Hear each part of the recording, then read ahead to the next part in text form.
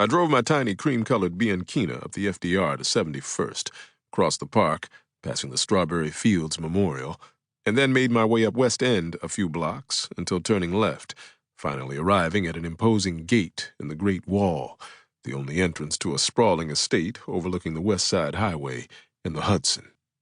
I stopped at the thick, crisscrossed stainless steel bars and waited.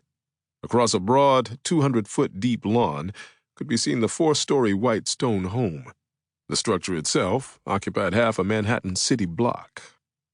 The owner of this impressive example of opulence was multi-billionaire Roger Ferris, called King Silver by international society pages, jealous competitors, and those who liked catchy nicknames that had the ring of truth.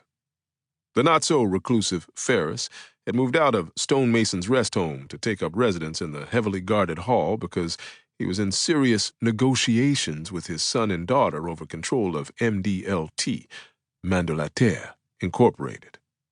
Roger's children, Alexander Ferris and Cassandra Ferris Brathwaite, had filed suit claiming that their father was no longer competent, arguing that the board of directors of MDLT and the state of New York, among others, were legally bound to appoint them his trustees. If they were successful, they would become executor and executrix of an international conglomerate estimated to be worth north of $800 billion. Sitting in my minuscule Italian car, I considered the siblings' claim against their father. He was 91 years old, an advanced age for a captain of industry. The kids were both past retirement age themselves. The argument that he, Roger, was too feeble to run an international conglomerate made sense, except for the fact that anyone who spent more than 5 minutes talking to the man knew that he was vibrant, vital, and vigilant. He played a mean game of chess, and before the recent pandemic and legal troubles, he still danced every day. I knew of his gambling because his regular dance partner was my grandmother, Brenda Naples. Brenda was 93, sharp as a whip, and black as a moonless night on an ancient sea. She met Roger at Stonemason's, and they quickly became 3/4 of an item.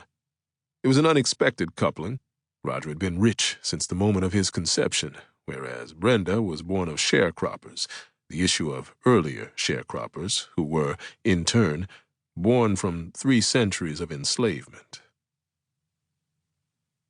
"Hey, King," intoned a voice I knew quite well. "Fourth?" I replied, turning my head to gaze out the driver's window at the huge white man who seemed to have materialized from nowhere. Forthright Jorgensen was 6'5" with more muscle than most athletes. His hair was tawny and his eyes a color blue that almost seemed synthetic, it was so bright. Forthright's father, Anders Jorgensen, was an anarcho-syndicalist who only believed in the struggle. One might have said that this was his religion. Forthright became an old-school libertarian and started organizing unions.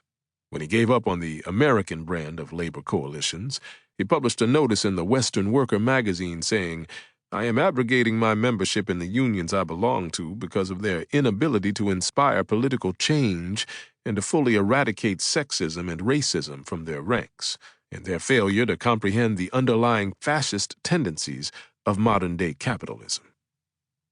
"You here to see Brenda?" Forth asked me. "She's here today?" "Been all week." "Well then, I'll be happy to say hey." "If it ain't her, then what brings you up here?"